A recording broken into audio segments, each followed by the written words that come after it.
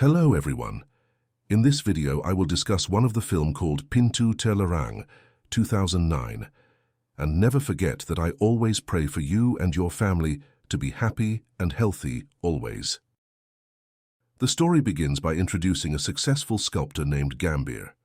During an exhibition of his sculptures, numerous guests arrive, and all of Gambir's artworks are sold at very high prices.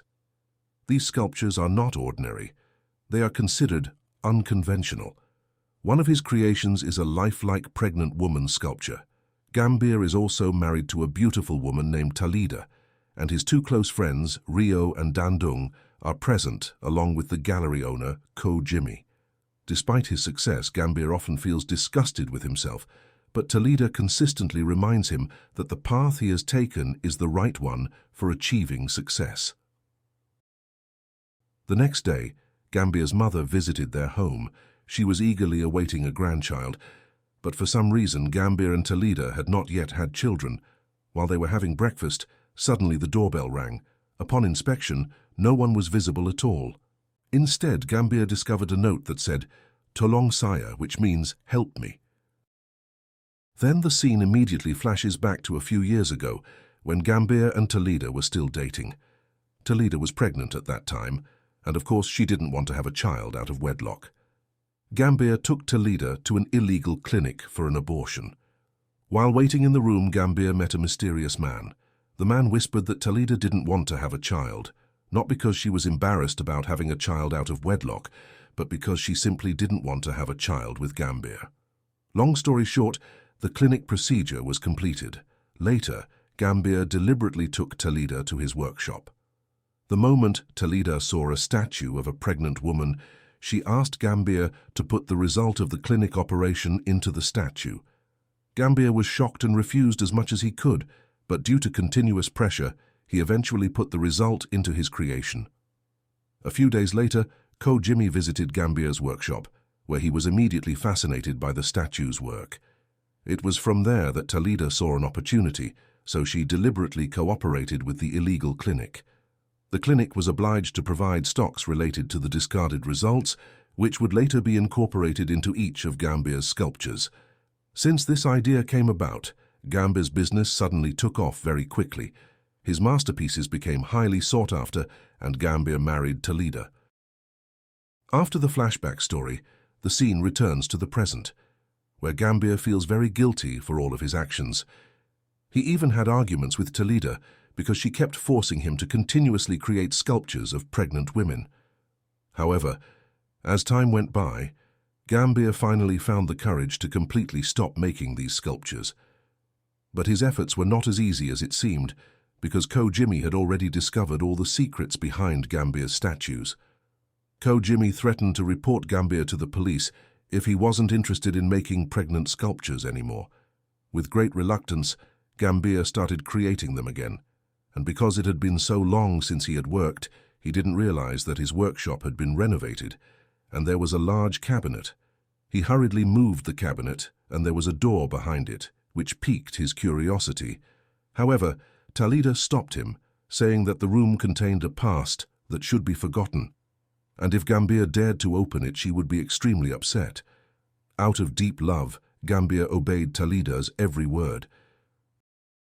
Then the scene changes to show a female press worker drawing a picture of a child, without the purpose or intention of the woman being known. While Gambir and Dandung were chatting at a cafe, he saw the words "help me" again, and he repeatedly encountered the same writing. With the repeated occurrence of this event, Gambir accidentally saw a small child who was secretly observing him. Unfortunately, the mysterious child managed to escape very quickly and couldn't be caught by Gambir. Gambir! Gambir!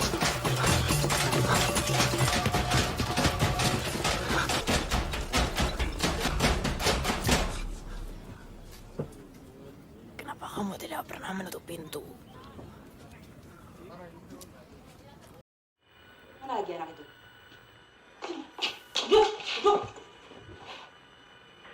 Aku nggak sabar! Makan! Buka!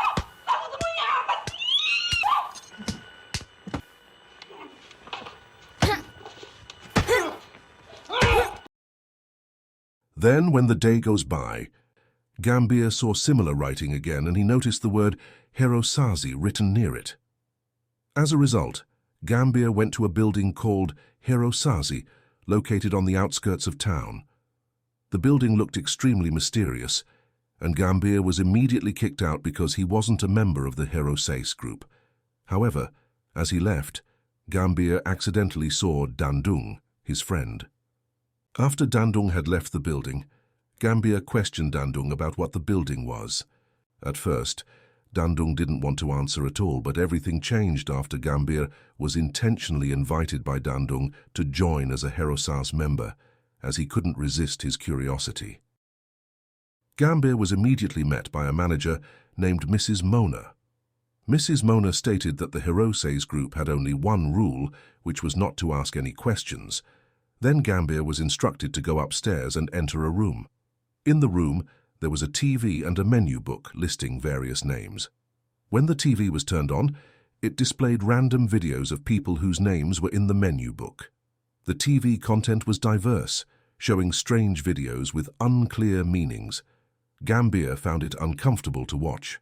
However, as he was about to leave, he accidentally dropped the TV remote, causing the channel to switch to the mysterious child he had seen earlier. The child appeared to be in terrible condition, apparently subjected to frequent abuse by their parents. Gambier, disturbed by this, immediately asked Dandung about the details of Hirosase. Dandung explained that Hirosase was a place for watching random people's lives. They secretly installed CCTV cameras in many people's homes, and Hirosase members could enjoy these videos without the subject's knowledge. After this explanation, Dandung advised Gambier not to think too much about it and not to be concerned with these matters. Lu kan tahu sendiri peraturannya gimana. Gue gak pernah nanya. Yang penting gue bisa datang dan lihat orang aneh-aneh. Lihat orang yang suka ngejahit tangannya sendiri. Ada perempuan yang selalu mencoba... Lu semua sakit jiwa! Ada anak kecil di sana yang disisa, masa kita cuma diem aja? Mereka juga gak kenal lu. Anak kecil itu minta tolong sama gue! Ngaco. Yang bisa lo lakuin sekarang hanya cool down. Lu berdoa aja agar dia ngasih tahu alamatnya di mana.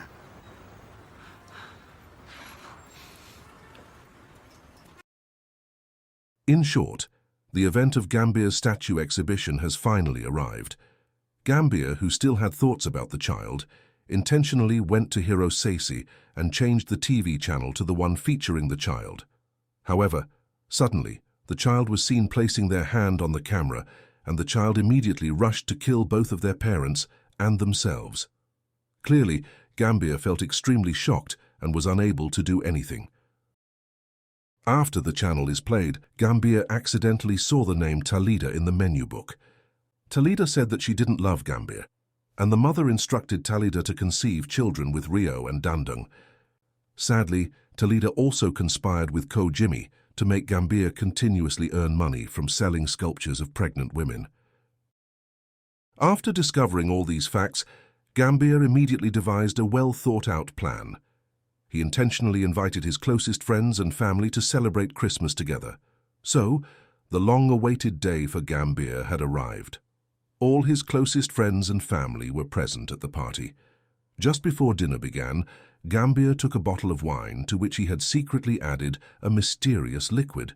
Upon returning to the dining table, he poured the wine into the glasses of the guests. Before drinking, Gambier thanked them, acknowledging that without their help, he wouldn't have achieved such success. Within seconds, their bodies froze, and they couldn't move. Here, Gambier explained that the wine he had served contained a substance called devil speed. Anyone who drank it would be completely paralyzed for 10 minutes, while still being able to hear and see. During those 10 minutes, Gambier systematically eliminated them one by one, without any mercy.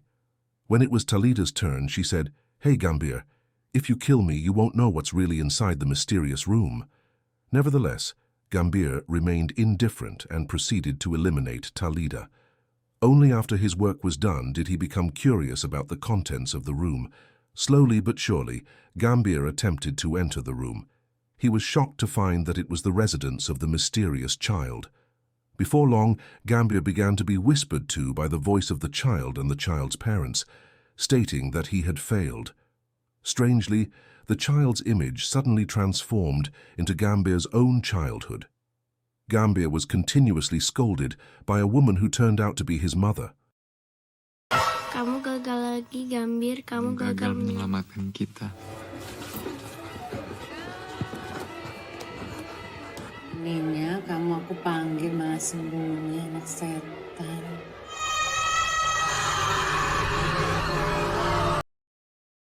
From here, the scene shifts to a mental hospital that houses dangerous patients. Surprisingly, Gambir is also at this place because he killed his parents at the age of 8. Routinely, Gambir is given a magazine to read every day by Ranti. In one series, there is a story related to the art of sculpting pregnant women. Not stopping there, it's revealed that Gambir doesn't actually have any friends. In reality, Dandung and Rio are 2 employees of the mental hospital. As it turns out, the mental hospital is also called Hero Says, and the movie ends. In essence, this movie has a really twisted plot, and all the names known to Gambir are purely his imagination. There are only a few people, namely Rio and Dadung, who work as employees at the mental hospital. Meanwhile, Talida is actually Ranti, who often visits to provide magazines. Kau bisa menghidupkan istrimu lagi jika kau mau. Jangan pernah buka pintu itu. Pintu apa? Pintu terlarang.